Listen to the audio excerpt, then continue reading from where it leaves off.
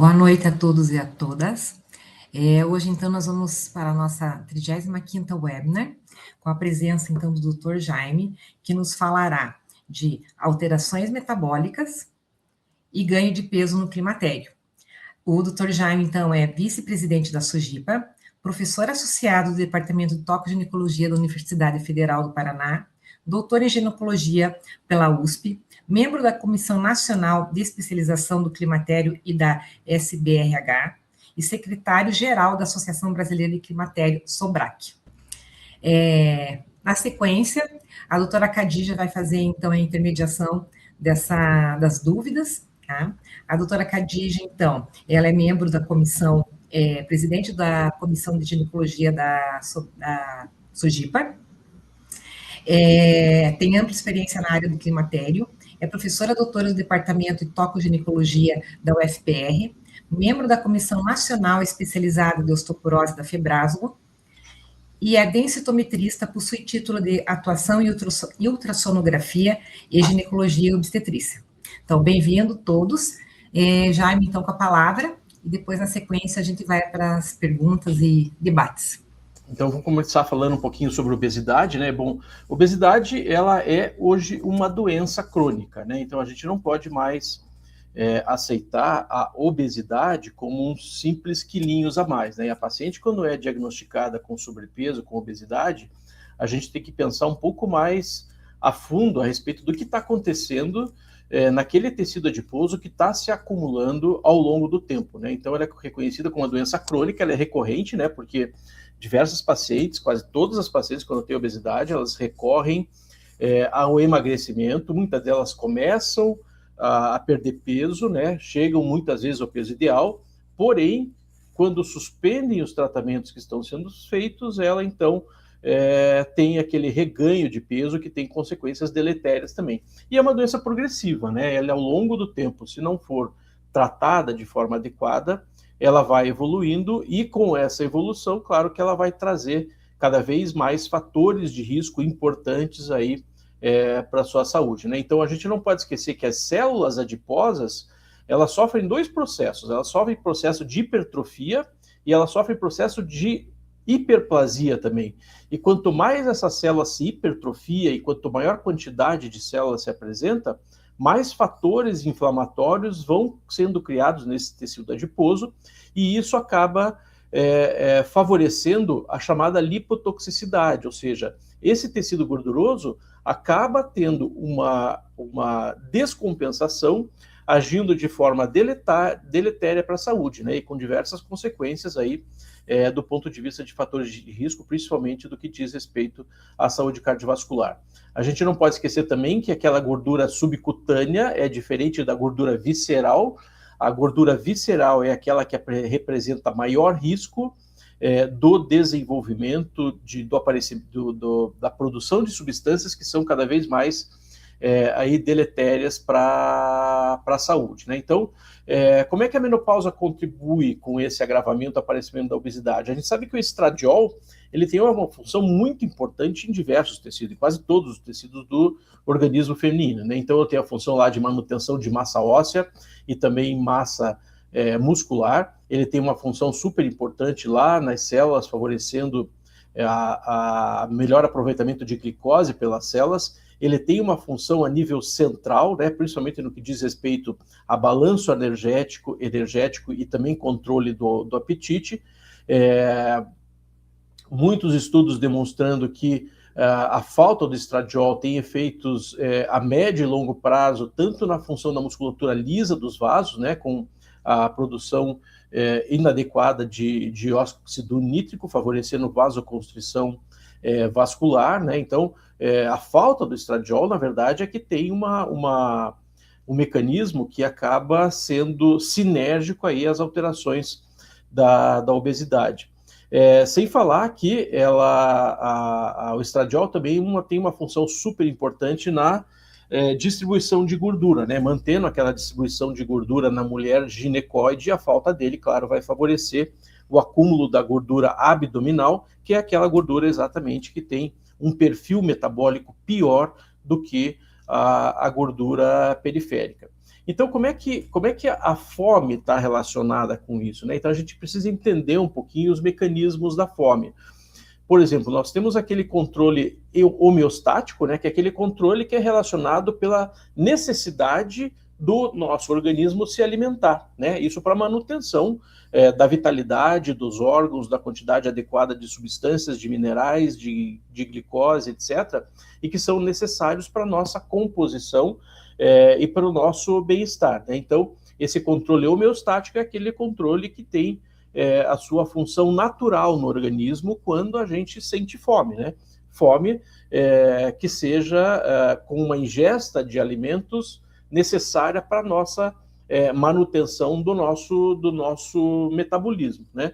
E nós temos também um outro tipo de controle que é aquele controle hedônico. O controle hedônico ele é aquele controle que não visa somente a homeostase, ele visa também aquela sensação de saciedade, aquela sensação de vontade de comer, mesmo não estando com fome. Isso é determinado por diversas situações, pelos horários, pelos aspectos da comida, pelos sabores, doces, algumas frituras, pelos temperos, né? Então, muitas vezes, esse controle hedônico ele não está ligado exatamente à homeostase, ele está ligado a situações onde a gente quer uma recompensa, né? Então, essa recompensa vem da alimentação, mesmo quando a gente não está com fome. E alguns estudos demonstraram que o estradiol diminuiu esse comportamento alimentar sobre a recompensa e a procura por alimentos, mesmo em situações onde o organismo não sente a fome, que é gerada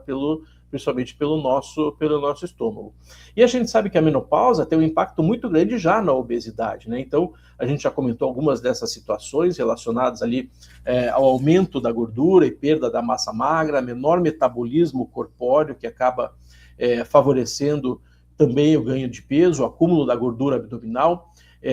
A menopausa, ela é uma situação que com a falta de estradiol, ela favorece também a resistência insulínica, desequilíbrio energético, a alteração no controle na composição corporal, com perda de músculo e a redistribuição também de gordura. O IMC acaba sendo menos confiável, né? Então, para muitas mulheres, a gente não dá preferência para o IMC somente, né? A gente tem que ver também um marcador super importante de síndrome metabólica, que é a circunferência abdominal, né? E as medidas acima de 88 conferem aí um dos critérios determinados para diagnóstico dessa situação metabólica, né? Saúde mental também está incluído nisso, né? Pois a paciente em menopausa ela tem uma maior chance de ter depressão e também piora dos sintomas menopáusicos, e é claro que a obesidade leva também a uma redução ali da função sexual também por diversas situações, e a gente vai ver alguns resultados de estudos também nesse sentido. Então, como é que funciona essa situação da fome hedônica e da fome física? A gente precisa entender pelo menos um pouco disso para entender os mecanismos de ação, né? Então, lá no nosso hipotálamo, numa região chamada núcleo arqueado, existem alguns neurônios responsáveis por vias da fome, né? Então, um desses neurônios é o neurônio POMC, P-O-M-C, né? Que é um pró-opiomelanocortina. Esse POMC é aquele neurônio que é responsável pela redução do apetite e aumento do gasto energético, né? Então, isso é de suma importância para o entendimento do mecanismo de ação, principalmente da medicação que a gente vai comentar hoje. E existe uma outra via, que é uma via orexigênica, né, que leva ao aumento do apetite, através do neurônio do ARGRP e do NPY, ao aumento do apetite e redução do gasto de energia. Ou seja, esses dois mecanismos eles têm que estar sempre em equilíbrio, né? Mais importante para nós hoje é a via de ativação do neurônio POMC, né? Porque é exatamente nesta via que essa medicação age. Então, o que acontece? O que esse neurônio POMC faz? Quando a gente se alimenta, principalmente de comidas que são mais palatáveis, ocorre essa liberação da dopamina e ocorre a ativação desse neurônio POMC, né? Então, assim que a gente se alimenta, esse neurônio ele é ativado, né? E a gente já comentou que esse neurônio ele é responsável pela redução do apetite e pelo gasto energético. Acontece que esse neurônio ele tem uma via de retroinibição, porque ele mesmo libera uma substância, que é a beta-endorfina, que ativa alguns receptores nesse neurônio e fazem a inibição desse neurônio PONC. Né? Então, por que isso? Porque se esse neurônio fica permanentemente ativado, a gente não vai ter apetite de forma adequada. Por isso que é necessário uma outra substância que inative esse neurônio PONC. Né? Isso é super importante para o entendimento.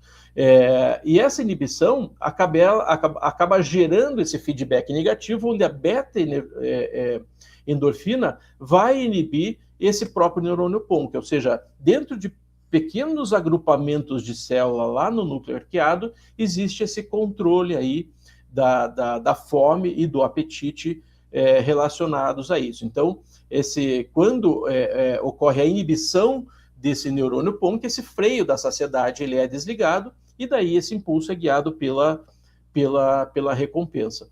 Então, como é que age esse medicamento, que é o Contrave, né? Onde é que ele age especificamente? Bom, a gente sabe que o Contrave ele é composto de duas substâncias, uma é a bupropiona e outra é a naltrexona. A bupropiona, ela age exatamente estimulando a atividade desse neurônio PONC, ou seja, quando ela está em ação, ocorre uma inibição do apetite. E a naltrexona age exatamente inibindo a atividade das beta-endorfinas, que bloqueiam a atividade do neurônio PONC. Então, as duas ações, tanto da bupropiona quanto da naltrexona, elas são sinérgicas. Um age aumentando a atividade do neurônio que inibe a fome, e o outro age inibindo a atividade desse mesmo neurônio que tem em sua ação a redução da ingesta de alimentos, ou seja, existe uma ação sinérgica aí dessas duas substâncias no sentido do mecanismo de perda de peso. Um dado importante da gente citar também é que quanto maior o índice de massa corpórea de uma pessoa, menor a disponibilidade dos receptores D2 de dopamina, né? Então, os indivíduos com obesidade, eles têm uma menor disponibilidade desses receptores, favorecendo mais ainda aí a inibição desse neurônio PONC, aumentando a vontade frequente de se alimentar, né? Então, os pilares hoje que são considerados, né, pelas diversas sociedades do manejo da obesidade nos pacientes em geral, né, não só em mulheres, isso para homens e mulheres, elas se baseiam, primeiro, na alimentação e atividade física, e isso é absolutamente inegociável, né? Essa situação que a gente deve propor para a nossa paciente, reduzindo a ingesta e aumentando a atividade física, né, na melhoria do estilo de vida da paciente, ela é absolutamente inegociável. Essas duas situações elas têm que caminhar juntas. O tratamento farmacológico, a gente tem que lembrar que ele não é somente um tratamento para emagrecer, claro que o emagrecimento vai levar à melhora das diversas situações relacionadas à obesidade, mas o tratamento farmacológico é um tratamento para a obesidade, é um tratamento para uma doença chamada obesidade. Isso tem que ficar muito claro, inclusive para a nossa paciente. A gente tem que esclarecer muito bem e diferenciar somente o acúmulo de gordura da doença obesidade, né? O paciente que tem acúmulo de gordura, que ele entra nos parâmetros diagnósticos, esse paciente tem uma doença chamada de obesidade. E, claro, a mudança comportamental, ela tem que existir também, né? Porque esse plano estratégico, ele é de longo prazo, né? A gente não prescreve medicamento para uma pessoa para que ela perca peso, para que ela trate a sua obesidade, que dure 2 semanas, 3 semanas, 2 meses, 3 meses. Geralmente, esse tratamento, ele deve ser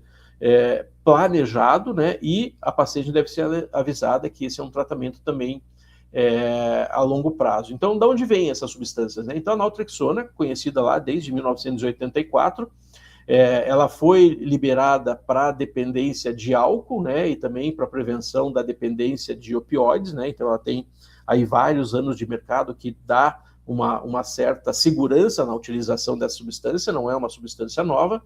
E a bupropiona também, da mesma forma, liberada pelo FDA desde 1985, é um inibidor dual, né? Só que ele é inibidor de recaptação de dopamina e noradrenalina, e teve como indicação primária transtorno depressivo maior e um adjuvante para o paciente parar ou reduzir o tabagismo, né? Então, essa foi a primeira liberação do FDA para essas situações, né? E essas substâncias que atuam aí em conjunto, né? Então, alguns estudos agora eu vou mostrar a respeito da utilização, e um dado super importante que a gente tem que lembrar é que essas substâncias, elas não agem da mesma forma isoladamente como elas agem conjuntamente, né? Então, esse gráfico aqui, os círculos em azul placebo, os triângulos em vermelho a naltrexona de 48 miligramas, a bupropiona,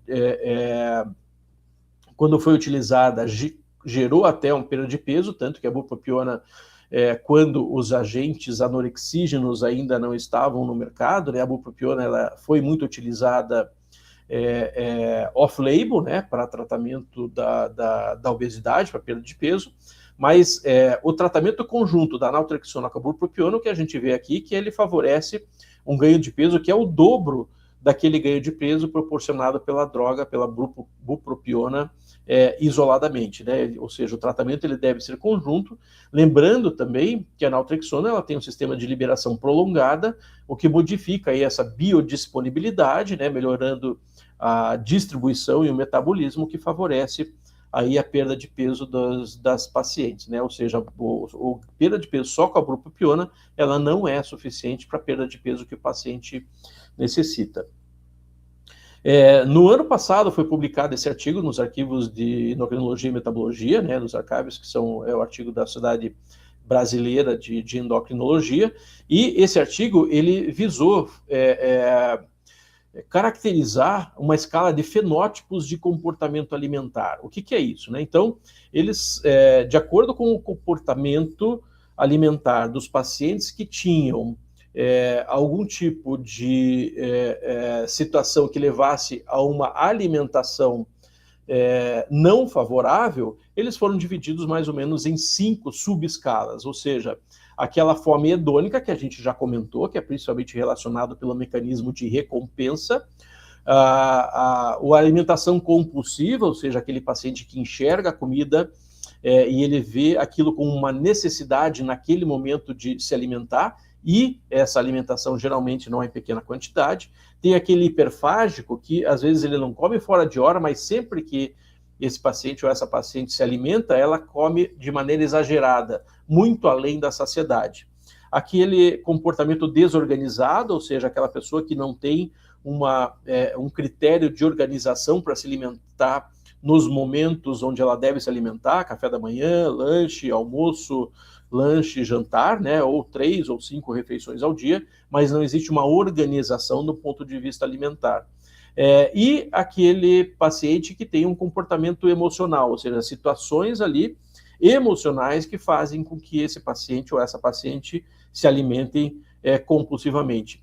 Principais subtipos de ação desta medicação, né, do Contrave, são esses 3 aqui, o hedônico, o compulsivo e o emocional, porque são comportamentos diretamente relacionados a esse mecanismo de ação do neurônio PONC que a gente explicou agora há pouco, né? Então, vamos ver agora alguns artigos relacionados ao uso do Contrave, além da perda de peso, ou seja, quais são os outros benefícios além da perda de peso, né? Então, a própria perda de peso, que foi vista em seu estudo de 52 semanas, né, 56 aqui na extensão, estudo de 1 ano, o que foi visto, claro, todas as pacientes elas são submetidas também a um protocolo de atividade física, né? Então por isso que o grupo placebo teve uma perda de peso também ao longo do tempo, nas pacientes que aderiram à atividade física, mas metade daquele que foi conseguido com a utilização do Contrave, né? 13,6%, assim, essa linha em azul, ela é relacionada àqueles pacientes que realmente responderam tanto à intervenção medicamentosa quanto à intervenção de estilo de vida, né? E eu ganho foi ali de 13,5% a 14% de perda de peso ao ano, né, que é bastante considerável para o paciente que tem obesidade. Em outras situações, por exemplo, como as pacientes com diabetes tipo 2 e que estavam em uso dos agonistas do GLP-1, a associação da naltrexona com a bupropiona ao agonista, ela favoreceu uma perda adicional de 5% nas pacientes que já estavam em uso, ou seja, as pacientes que estavam em uso do agonista não foram excluídas do estudo. Elas também entraram exatamente para verificar a ação das duas drogas em conjunto para perda de peso, e foi visto, então, essa sobreposição, esse aumento da perda de peso ao longo de um ano da utilização do tratamento conjunto, né? Então, outro dado importante, né, é a manutenção do peso do Contrave, ou seja, aquelas pacientes que estavam ou em dose alta ou estavam em uso do análogo do GLP-1, elas foram acompanhadas, e o que foi encontrado é que houve uma manutenção dessa perda de peso em mais do que 50% dos pacientes que foram acompanhados. Então, ele foi também favorável nessa manutenção de perda de peso nos pacientes que já tinham perdido alguns quilos, né, e que necessitavam aí desse tipo de mudança de comportamento para manter essa perda de peso.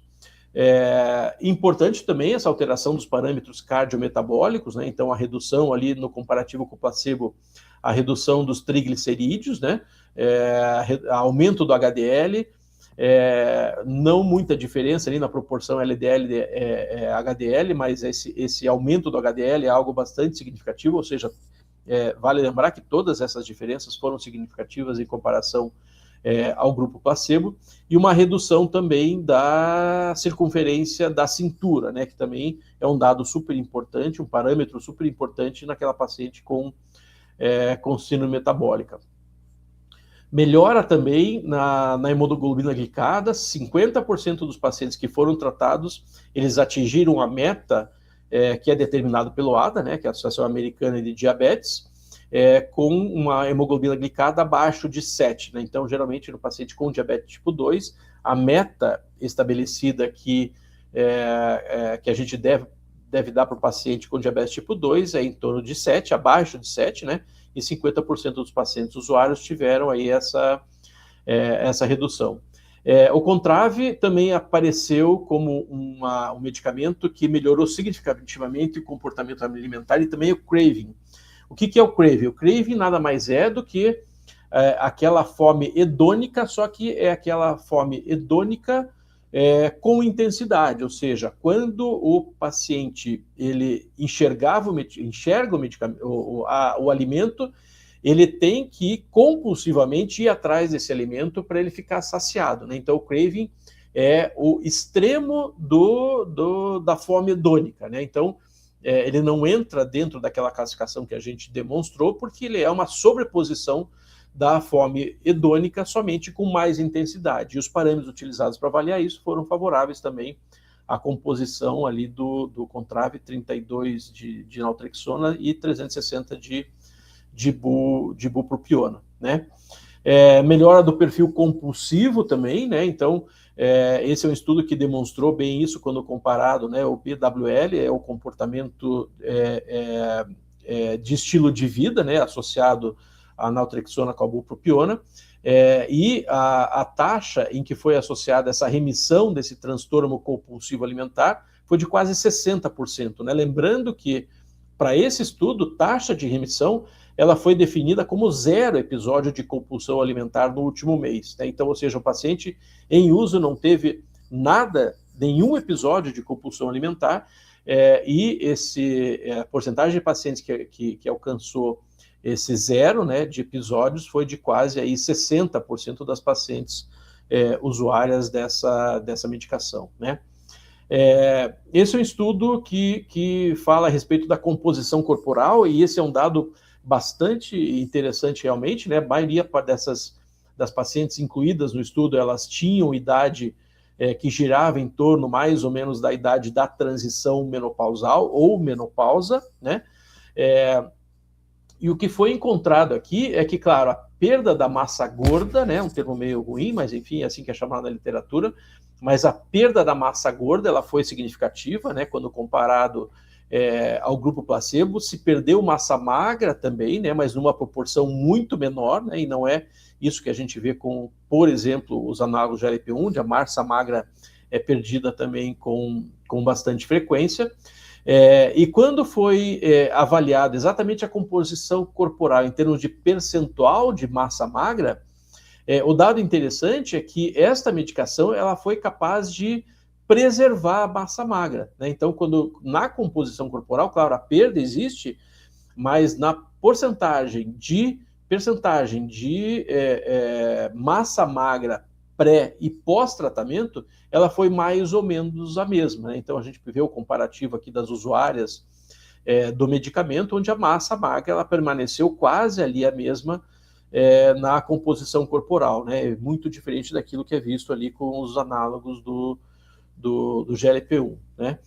Outro dado bastante importante, a gente já falou sobre isso, a respeito da gordura visceral, né? Então, a perda da gordura visceral ela foi bastante importante também, foi até um pouquinho maior do que a gordura corporal, e isso é um dado super interessante, lembrando do fato de que a gordura visceral ela é mais deletéria para a saúde do que a gordura corporal, né? A gente sabe que a obesidade tem um impacto também na função sexual, né? Ou seja, existem diversos parâmetros aí que são prejudicados pela obesidade, tanto parâmetros físicos quanto parâmetros hormonais. Em boa parte dos estudos que avaliam perda de peso, eles também fazem como objetivo secundário a pesquisa de impacto na função sexual, né? E essa pesquisa aqui especificamente, ela demonstrou que ali com 26 semanas de tratamento, quase 60% das pacientes demonstraram melhora da função sexual com a utilização dessa associação, né? A gente sabe que existe um efeito que pode ser relacionado também à bupropiona, né? A bupropiona, em estudos que avaliaram ela isoladamente para outras situações, ela demonstrou melhora também da função sexual. Porém, é uma situação que deve ser levada em consideração aí também na prescrição desse medicamento na perda de peso, com uma melhora bastante significativa aí da função sexual nas mulheres, né? Então, outro dado que foi avaliado esse grupo de mulheres, claro, tem uma porcentagem bastante grande de mulheres que fazem uso concomitante de antidepressivos, essas pacientes também foram avaliadas, né? E houve também uma melhora do ponto de vista de perda de peso também nessas pacientes usuárias de outros antidepressivos concomitantes. Então, quase finalizando aqui, a gente tem também essa situação de interesse, né, que é a segurança da utilização dessa medicação, né? Então, esse grupo de pacientes que tinha sintomas leves a moderados de depressão, os eventos psiquiátricos, eles foram quase semelhantes, um pouquinho a mais para a utilização do Contrave, né? Porém, a perda de peso foi até maior do que aquela em pacientes que não tinham sintomas depressivos ou usando medicações. E lembrar também que nenhum dos participantes que fez uso da medicação e estava em uso de outros antidepressivos teve algum evento psiquiátrico grave ou ideação suicida, né? Então, 0 pacientes com esse tipo de efeito adverso. E, claro, é importante a gente falar também da melhora significativa da qualidade de vida, né? Então, a gente já falou aqui da função sexual, que houve uma melhora, né? Mas outros aspectos relacionados também com qualidade de vida, quanto à função física, a autoestima, a preocupação com o público em geral, situações no trabalho que possam gerar algum tipo de desconforto, e houve uma diferença significativa aí com melhora da qualidade de vida nas pacientes, superior também ao grupo placebo, né? A gente tem que lembrar que também o grupo placebo teve alguma perda de peso, né? Só com a intervenção em termos de mudança de estilo de vida, né? E quando houve essa avaliação, né, com os objetivos, com a população estudada e também com a segurança, Outros fatores também foram avaliados, como a redução do tabagismo, né? Então, esse dado também é muito interessante, né? Então, o que a gente vê normalmente na situação quando o paciente para de fumar ou reduz o tabagismo, o que a gente vê é que esse paciente geralmente ganha peso, né? Então, o que foi visto com a utilização dessa medicação é que 48% dos pacientes tiveram uma redução do tabagismo e também perderam, em média, 7 a 8 quilos de peso, né? Então, não é o que é encontrado normalmente, né, nos pacientes que param de fumar, e houve um benefício também nos pacientes, apesar de terem parado de fumar, também tiveram ali a perda de peso com a utilização dessa composição, né? Então, a posologia dessa medicação é uma medicação que deve ser introduzida aos poucos para o paciente, né? Então, ele gradativamente deve aumentar a dose até a dose máxima.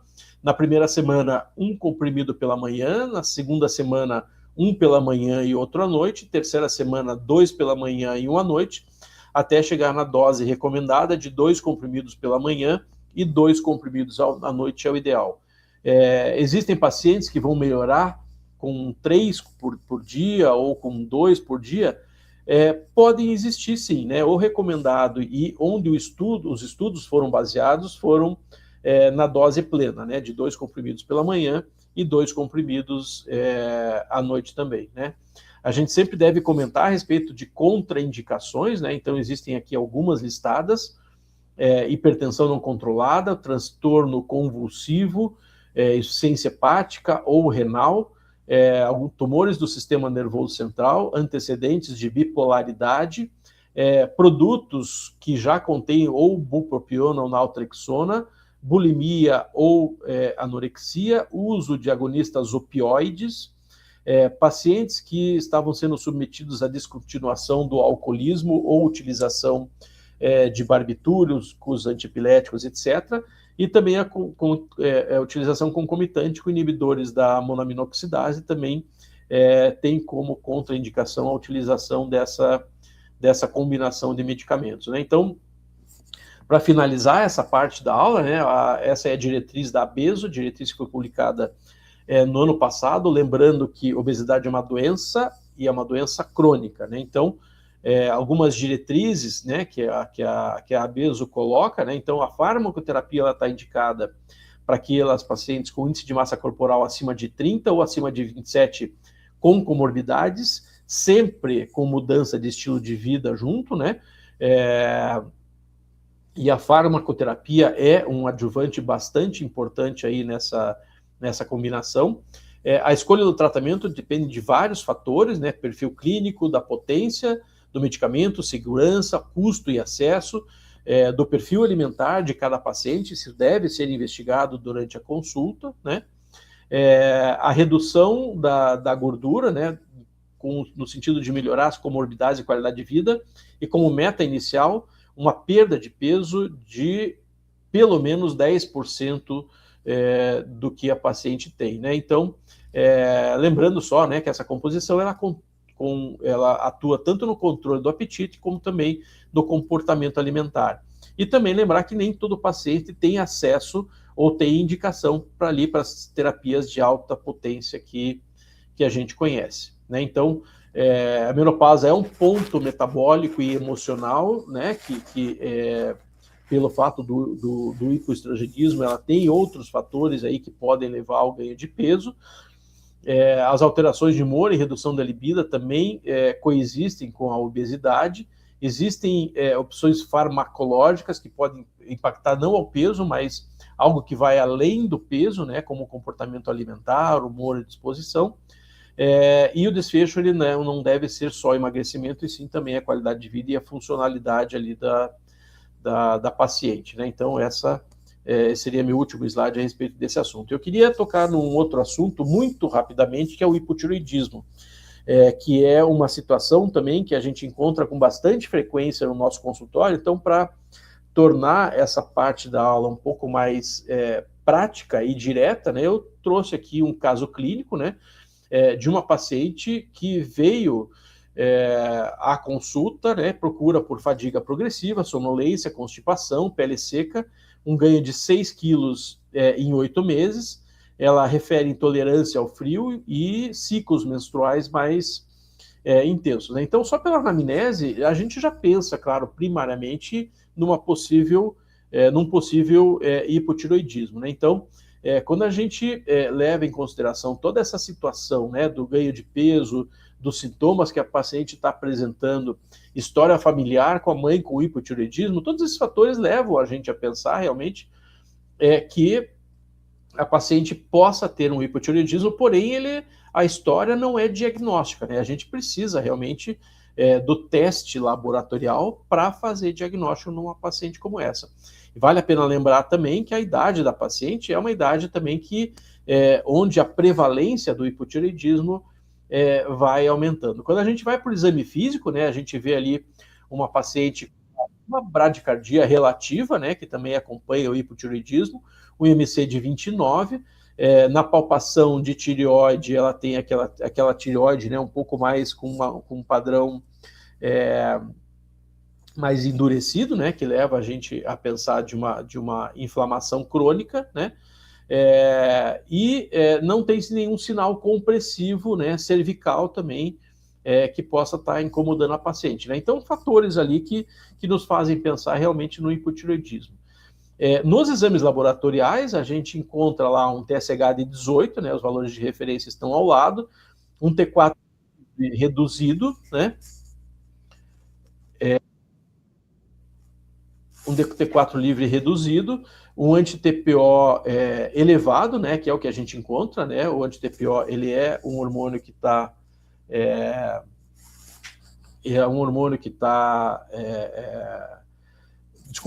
ele é um anticorpo que está aumentado no hipotireoidismo, antitireoglobulina também, mas o anti-TPO realmente o que faz diagnóstico da síndrome Hashimoto, uma alteração leve ali do LDL e uma anemia discreta, que também está associada ao quadro, né? Então, aqui fecha o diagnóstico, né? Uma paciente com um hipotireoidismo clínico, né? Não é subclínico, ele é clínico, onde o tratamento deve, então, ser instituído, né? Então, nessa paciente, uso de 75 microgramas de levotiroxina, e essa paciente, ela é recomendada que ela faça, né, os cuidados gerais com o uso da medicação, né? Ingerir com água, em jejum. A meta é colocar esse TSH dentro do valor de referência, né? E essa paciente sendo avaliada dali 6 a 8 semanas. Então, na avaliação dessa paciente, ela volta lá com um TSH de 6,2, né? Onde com vista para esse TSH, que ainda não está na meta, foi ajustada a levotiroxina para 88 microgramas dia, né? E ela já volta lá com 16 semanas com o TSH na meta e a manutenção também com 12 meses, ela sendo controlada da situação do hipotireoidismo, né, chamada eutireoideia a partir de agora, né? Então, o TSH ele é o principal marcador para que a gente faça o ajuste da levotiroxina, e acredito eu, essa é uma obrigação também do ginecologista, numa doença que é de fácil diagnóstico e fácil tratamento, né? Não tem endocrinologista para tratar todas essas pacientes com hipotireoidismo, né? Claro, se for um caso resistente ao tratamento, a gente realmente deve encaminhar para o endocrinologista, né? Mas se não, o ginecologista tem aí totais condições de acompanhar um caso como esse, por exemplo, de hipotireoidismo, né? Então, apenas lembrar que nos casos de hipotireoidismo, a função sexual também ela sofre com essa situação, né? Com a redução da concentração do hormônio tiroidiano. Essa aqui é uma meta-análise composta por 4 estudos, né, que foram onde foi avaliada a função sexual, e lembrando que essas pacientes elas tinham também hipotireoidismo subclínico, ou seja, elas tinham variação do TSH, mas não com aquela sintomatologia clara que a gente viu na paciente anterior e já foi suficiente para redução ali da função sexual. Outro dado importante, né, então, a prevalência do hipotireoidismo ela aumenta com a idade, né, e ela dá um salto ali entre 45 e 55 anos, por isso que o TSH e T4 livre devem ser exames de rotina também para a gente avaliar a paciente, principalmente aquela que tem sintomatologia, né? E outro dado importante da gente lembrar é que os sintomas da transição menopausal e da menopausa, eles quase que se sobrepõem aos sintomas do hipotiroidismo, né? Então, a situação menstrual, a situação das variações de humor, o craving, né, que é muito comum ali na menopausa, mas daí a gente não liga isso com o hipotiroidismo, mas as variações de humor, o ganho de peso, distúrbios do sono, eles estão muito relacionados nas duas patologias, né, das duas situações clínicas, né, tanto na menopausa e perimenopausa, quanto no hipotiroidismo. Então, vale também a gente lembrar dessa situação para diferenciar um quadro do outro, né. Então, outro dado que é importante a gente lembrar das drogas, né, que são várias que podem influenciar a interpretação dos testes tiroidianos. Existem algumas situações, claro que eu não vou ler todas elas, né, mas se fosse para citar uma, eu citaria uma situação que é muito frequente nas nossas pacientes, que é a utilização de polivitamínicos, principalmente aqueles com biotina, né, vitamina B7, porque a biotina, ela interfere no kit de avaliação de alguns hormônios, principalmente do TSH e T4 livre. Especificamente no TSH e T4 livre, ela mimetiza um hipertiroidismo, porque ela dá um valor mais baixo de TSH do que o que a paciente tem e mais alto de T4 livre do que a paciente realmente tem. Então, a paciente deve ser orientada, usuários de polivitamínicos, elas devem ser orientadas a suspender pelo menos 3 a 4 dias antes da coleta de sangue para a dosagem dessas duas substâncias no sangue, né? Então, claro, existem outros aqui, né, que podem também entrar nesse rol de medicamentos que afetam a dosagem dessas substâncias, né, mas aí são casos aí um pouco mais raros de utilização dessas substâncias aqui, né. E por último, só lembrar que o hipotiroidismo não tratado está associado com aumento de mortalidade, né, por diversas situações metabólicas, né. Então, essa mesma meta-análise, né, ela avaliou isso ao longo do tempo, né, e o que foi encontrado uma redução do risco de mortalidade geral e mortalidade por doença cardiovascular nas pacientes que fizeram um tratamento adequado do hipotiroidismo, ou seja, não é uma situação que deve passar em branco nas mãos de qualquer médico, né, especialmente nós ali que estamos, né, atuando com mulheres, onde essa situação do hipotiroidismo tem uma prevalência maior, a gente tem que ficar atento a isso e deve sim fazer o tratamento e acompanhamento dessas pacientes, né? Então, eu gostaria de agradecer a atenção, pedir desculpas pelo que aconteceu no início da apresentação ali, que atrasou um pouquinho, mas a gente fica agora disponível aí para qualquer dúvida que a gente possa ajudar a esclarecer, e agradeço demais a presença de todos. Então, vamos às perguntas. Khadija? Né? Dr. Jaime, gostaria de agradecer a sua apresentação, parabéns, excelente, assim, principalmente o início da apresentação, toda a fisiologia nos fez relembrar muita coisa, e assim, vamos ter que assistir novamente no YouTube, porque é muito boa mesmo, parabéns, muito obrigado por estar aqui conosco. Bem, então nós temos algumas perguntas para fazer, vamos começar. Uma pergunta de um endocrinologista, do Flávio Sandrin, de Chapecó. Quais os principais desafios no diagnóstico diferencial entre síndrome climatérica, hipotireoidismo e depressão?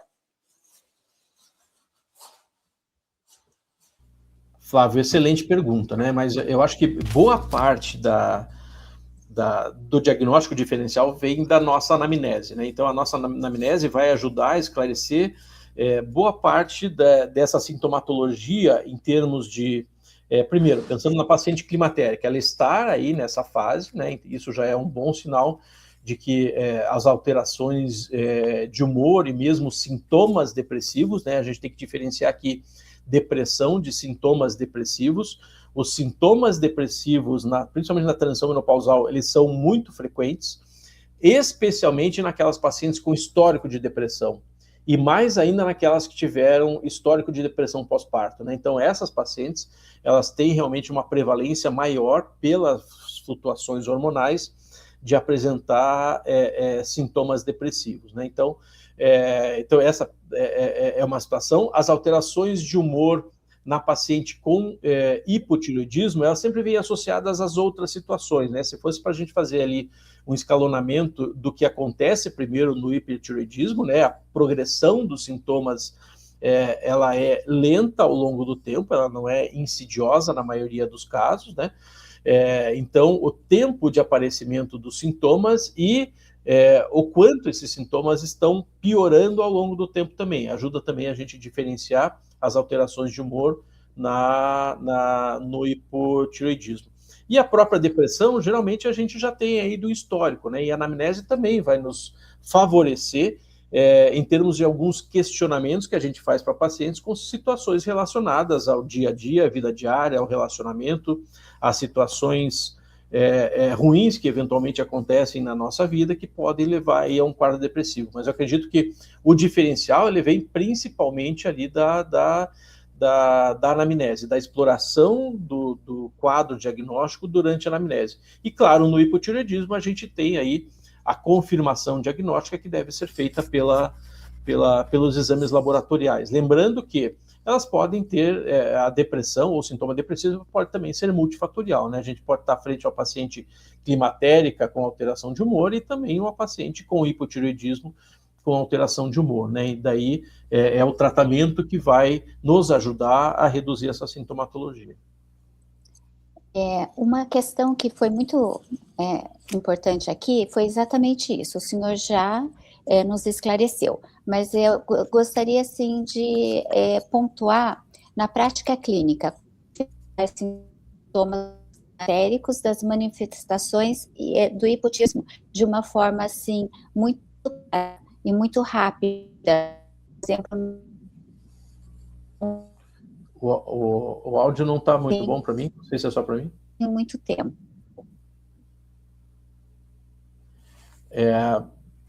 Eu acho que travou um pouco a Khadija, né? Dulce? Parece que sim, ela travou. Mas assim, eu consegui pegar um pouco da pergunta, né? Então, do ponto de vista prático, como diferenciar essa paciente, né? Do ponto de vista prático, são os sintomas climatéricos, né? São os sintomas climatéricos que vão nos orientar para o diagnóstico do hipoestrogenismo, que pode vir associado a sintomas depressivos. Então, a gente identificando os sintomas climatéricos com relação à onda de calor, alteração de sono, sintomas de atrofia urogenital, daí o exame físico nos ajuda também a confirmar esse quadro de atrofia urogenital e é essa situação que nos ajuda bastante do ponto de vista ginecológico a diferenciar esses dois grupos de pacientes. Outra questão seria, diante do ganho ponderal na menopausa, quais marcadores metabólicos devem ser avaliados na prática clínica? Sem dúvida alguma, perfil lipídico, hemoglobina glicada e também a glicemia de jejum, né? Porque a obesidade leva a uma descompensação desses fatores. A gente fala aqui do metabolismo da glicose, resistência à insulina, que também é um quadro que leva à síndrome metabólica e também a alteração do perfil lipídico. Então, do ponto de vista metabólico, a paciente que está ganhando peso, isso nos ajuda a identificar outros fatores de risco que a gente também deve atuar na paciente obesa, né? Então, a gente tem que atuar na paciente onde você faz o diagnóstico ali, por exemplo, do pré-diabetes, né? A gente tem que lembrar que pré-diabetes não é pré-doença, né? O pré-diabetes é uma situação clínica onde boa parte das pacientes já podem ter alguma lesão de células betas, né? Uma redução da população de células beta. Então, isso a gente tem que lembrar, o pré-diabetes ele deve ser tratado, e também a alteração de perfil lipídico, lembrando aí de uma situação que pode levar futuramente a uma aterosclerose, né? Então, do ponto de vista metabólico, eu escolheria esses exames para solicitar para essa paciente na identificação de fatores de risco. Outra questão, qual o impacto da queda estrogênica no acúmulo de gordura visceral durante o climatério? Então, o estradiol, ele é responsável pela distribuição de gordura na mulher, né? Então, a falta do estradiol, ela vai favorecer essa redistribuição de gordura, fazendo com que esse acúmulo seja central, né? E é esse acúmulo central que a gente citou algumas vezes durante a apresentação, que tem um efeito pior do ponto de vista metabólico, né? E que a gente tem que lidar com isso, né? E, assim, os estudos acho que mostraram muito bem, né, essa redução da gordura visceral com a perda de peso, né? Isso, claramente leva a uma melhora metabólica da paciente e redução dos fatores de risco, né? Mas o estradiol é o hormônio que é responsável pela manutenção da estrutura, em termos de ebulição de gordura, da estrutura ginecóide da mulher. A falta dele vai favorecer o acúmulo de gordura central. Uma questão da Ana Carolina Bernard. E há algum tempo pré-estabelecido para o uso da medicação ou devemos individualizar? Ela deve sempre ser individualizada, né, de paciente para paciente. A meta, de acordo com a ABESO, é a perda de pelo menos 10% do peso, né? Então, em quanto tempo a paciente vai conseguir essa perda de peso é um tempo variável, por isso que a gente não pode estabelecer meta em prazo, né? A gente tem que estabelecer meta em perda ponderal, né? Então, essa é a meta estabelecida hoje pela ABESO, é a perda ponderal e, claro, melhora dos fatores metabólicos. Tem uma situação que a gente tem que levar em consideração também, é que depois da perda ponderal, atingiu a meta, a gente tem que, de alguma forma, manter, né, essa perda de peso que a paciente teve para que não haja o reganho. O reganho tem uma situação, o efeito chamado efeito sanfona, do ponto de vista metabólico, ele é muito ruim para fatores metabólicos e fatores de risco para doença cardiovascular, né? Então, por isso que o tratamento, quando é pensado para a obesidade, ele deve ser a longo prazo, porque esse longo prazo, ao mesmo tempo que a paciente vai perder peso, ela vai se reeducar com relação à mudança de estilo de vida e também com relação à alimentação dela, né? O costume de se alimentar de forma saudável, e isso não acontece em semanas ou poucos meses. A segunda questão da Ana Carolina Dr. Jaime, alguma classe de antidepressivos poderia causar efeitos colaterais mais importantes pelo efeito sinérgico, como, por exemplo, os duais, pelo aumento de noradrenalina, ou é seguro? Ele é seguro, né? Esse estudo que avaliou o uso do Contrave em pacientes usuárias de antidepressivos, quase que todos eles ou eram inibidores da recaptação de serotonina ou eram duais, né? Serotonina e noradrenalina. Então, ele pode ser utilizado, sim, nas pacientes que fazem uso dos duais com inibição da recaptação da noradrenalina. Mais duas perguntas. O que pesa mais na sua decisão de indicar ou não a terapia hormonal para as mulheres com sobrepeso ou obesidade? Ah, sim, direta. O que pesa mais? Olha, de modo geral, a paciente com sobrepeso ou obesidade, ela não tem absolutamente contraindicação à utilização de terapia hormonal, tanto na transição menopausal quanto na menopausa. Como a obesidade é um fator de risco independente para doença cardiovascular, sempre dar preferência para a via transdérmica.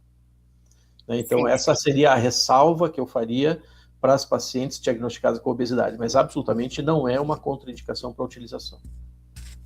E em mulheres com obesidade na transição menopausal, quando a perda de peso é suficiente e quando a terapia hormonal passa a ser importante?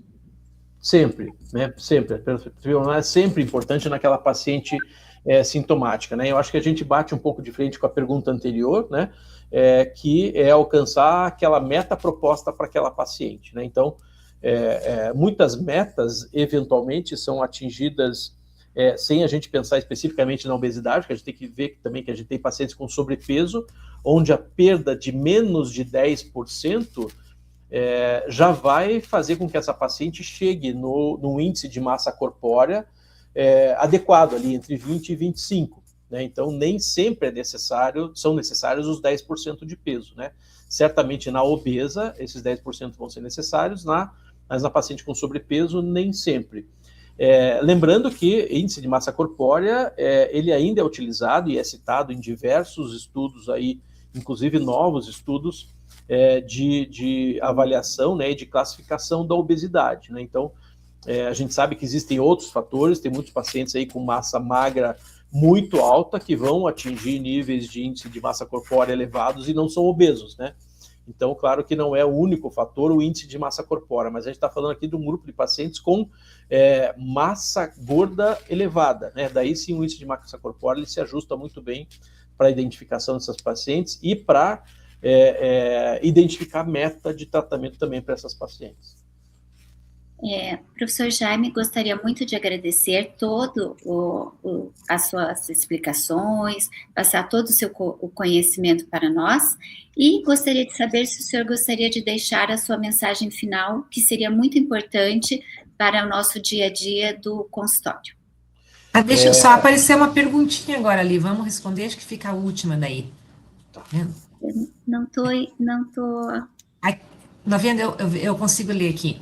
O senhor pede de rotina score de cálcio para paciente obesa com indicação de TRH?